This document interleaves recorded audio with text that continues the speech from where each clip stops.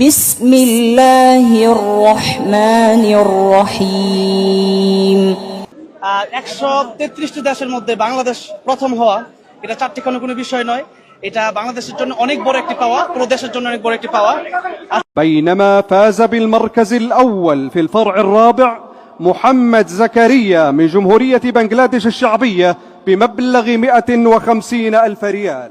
133 দেশের মধ্যে বাংলাদেশের কোরআনের বিজয়ে নুরুদ্দিন মোহাম্মদ জাকারিয়াকে আমার সালাম। আজ সত্যি আমার গায়ে কাঁটা দিচ্ছে, চোখে পানি চলে আসছে, কারণ আজ কোনো ক্রিকেটার বিশ্বমঞ্চে জিতেছেন এটা নয়, কোনো ফুটবলার জিতেছেন এটাও নয়। আজ বিশ্বমঞ্চে বাংলাদেশের পতাকা উড়েছে পবিত্র কোরআনের কারণে। সৌদি আরবের পবিত্র মক্কায় অনুষ্ঠিত 46তম কিং আব্দুল আজিজ আন্তর্জাতিক কোরআন প্রতিযোগিতায় 133টি দেশের 334 জন প্রতিযোগী অংশ নিয়েছিলেন। আর সেই বিশ্বমঞ্চে বাংলাদেশের হাফেজ মোহাম্মদ নুরুদ্দিন জাকারিয়া পুরুষদের চতুর্থ বিভাগে প্রথম স্থান অধিকার করেছেন। আলহামদুলিল্লাহ, বাংলাদেশ প্রথম। আরও আনন্দের বিষয়, বাংলাদেশের আরও কয়েকজন প্রতিযোগীও এই আন্তর্জাতিক প্রতিযোগিতায় সাফল্য অর্জন করেছেন। যেমন এই প্রতিযোগিতায় তৃতীয় স্থান অধিকার করেছেন মাহমুদুল হাসান আশরাফি। অর্থাৎ কোরআনের ময়দানে বাংলাদেশ আবারও বিশ্ববাসীর সামনে নিজের যোগ্যতার পরিচয় দিয়েছে।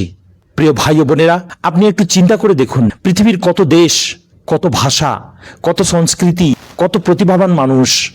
সেই 133টি দেশের প্রতিযোগীদের মধ্যে বাংলাদেশের একজন হাফেজ যখন প্রথম হন, তখন এটা শুধু একজন নুরুদ্দিন জাকারিয়ার বিজয় নয়, এটা কোরআনের সঙ্গে বাংলাদেশের মানুষের ভালোবাসারও একটা উজ্জ্বল নিদর্শন। আর সবচেয়ে সুন্দর বিষয় কি জানেন? এই সম্মান কোনো ধন সম্পদের কারণে আসেনি, কোনো রাজনৈতিক ক্ষমতার কারণে আসেনি, কোনো বড় পদ পদবীর কারণে আসেনি, এসেছে কোরআনের কারণে। যে কোরআন আমাদের নবী হযরত মুহাম্মদ সাল্লাল্লাহু আলাইহি সাল্লামের উপরে দীর্ঘ 23 বছরে নাজিল হয়েছে, সেই কোরআন আজও একজন মানুষকে বিশ্বের দরবারে সম্মানিত করতে পারে।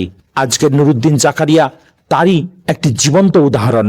সত্যি বলছি, আমি যখন সামাজিক যোগাযোগ মাধ্যমে দেখছি মানুষ তাকে বিমানবন্দরে গ্রহণ করছে, সংবর্ধনা দিচ্ছে, ফুল দিয়ে বরণ করছে, তখন আমার মনে একটা কথাই আসছে, কোরআনকে ভালোবাসলে কোরআনও তোমাকে সম্মানিত করবে। হয়তো আমাদের সন্তানকে আমরা বলি ডাক্তার হও, ইঞ্জিনিয়ার হও, বড় অফিসার হও, ব্যবসায়ী হও, এসব অবশ্যই ভালো, কিন্তু আমরা কি কখনো আমাদের সন্তানকে এটা বলি, বাবা তুমি একজন হাফেজ হও, তুমি কোরআন শিখো, তুমি কোরআনের মানুষ হও?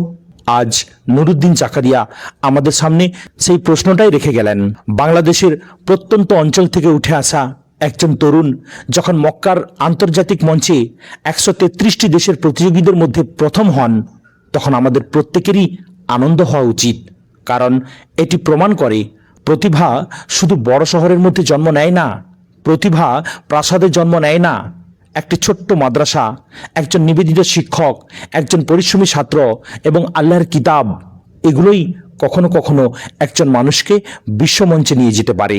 হ্যাঁ, আর রাইহান ইন্টারন্যাশনাল মাদ্রাসার একজন ছাত্র বিশ্বজয়ী হয়েছেন। তাই বাংলাদেশ তথা ভারতবর্ষের প্রত্যেক বাবা মার কাছে আমার অনুরোধ, আপনারা আপনার সন্তানকে কোরআনের পাখি বানান, কোরআনের খিদমতকারী বানান, আপনার সন্তানকে কোরআনের সঙ্গে যুক্ত করুন। শুধু হিফজ বানানোর জন্য নয়, কোরআন বুঝতে শেখান, কোরআন অনুযায়ী জীবন করতে শেখান। কারণ কোরআন শুধু প্রতিযোগিতায় প্রথম হওয়ার বই নয়, কোরআন হলো মানুষ হওয়ার বই, চরিত্র গঠনের বই, সমাজ গঠনের বই, জীবনকে আল্লাহর পথে পরিচালিত করার বই। প্রিয় হাফেজ মোহাম্মদ নুরুদ্দিন জাকারিয়া, আপনাকে আমার পক্ষ থেকে আন্তরিক সালাম, ভালোবাসা ও অভিনন্দন।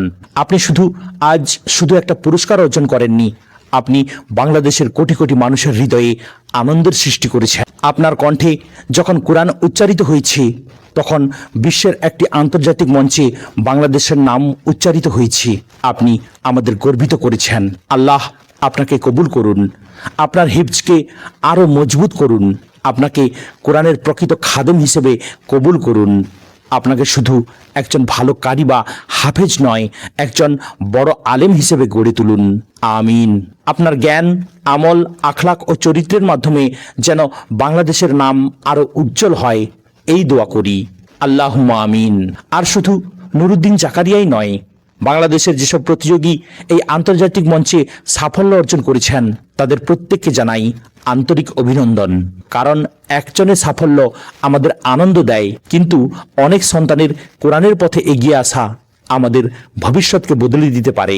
আজ আমি বাংলাদেশ তথা ভারতবর্ষের বাবা মায়ের কাছে একটি কথা বলতে চাই, আপনার সন্তান যদি কোরআন পড়ে তাকে ছোট্ট মনে করবেন না। সে হয়তো আজ আপনার ঘরের একটি ছোট্ট শিশু, কিন্তু কে জানে আগামীকাল সেই শিশুই হয়তো কোরআনের মঞ্চে বাংলাদেশ বা ভারতবর্ষের পতাকা তুলে ধরতে পারবে। আজকের নুরুদ্দিন জাকারিয়া আমাদের সামনে তারই একটা উদাহরণ। তাই আসুন আমরা আমাদের সন্তানদের হাতে শুধু মোবাইল তুলে না দিয়ে কোরআন তুলে দিই, শুধু দুনিয়ার ক্যারিয়ারের স্বপ্ন না দেখিয়ে আখিরাতের স্বপ্নও দেখাই, শুধু বড় মানুষ নয় ভালো মানুষ হওয়ার শিক্ষা দিই। আর সেই শিক্ষার সবচেয়ে বড় উৎস আল্লাহর কিতাব আল কুরআন। আল্লাহ তাআলা হাফেজ নুরুদ্দিন মোহাম্মদ জাকারিয়াকে দীর্ঘ নেক হায়াত দান করুন, তার ইলম ও আমলে বরকত দিন, তাকে কোরআনের খিদমতের জন্য কবুল করুন এবং বাংলাদেশ ও ভারতবর্ষের ঘরে ঘরে এমন হাজারো মোহাম্মদ জাকারিয়া তৈরি করুন।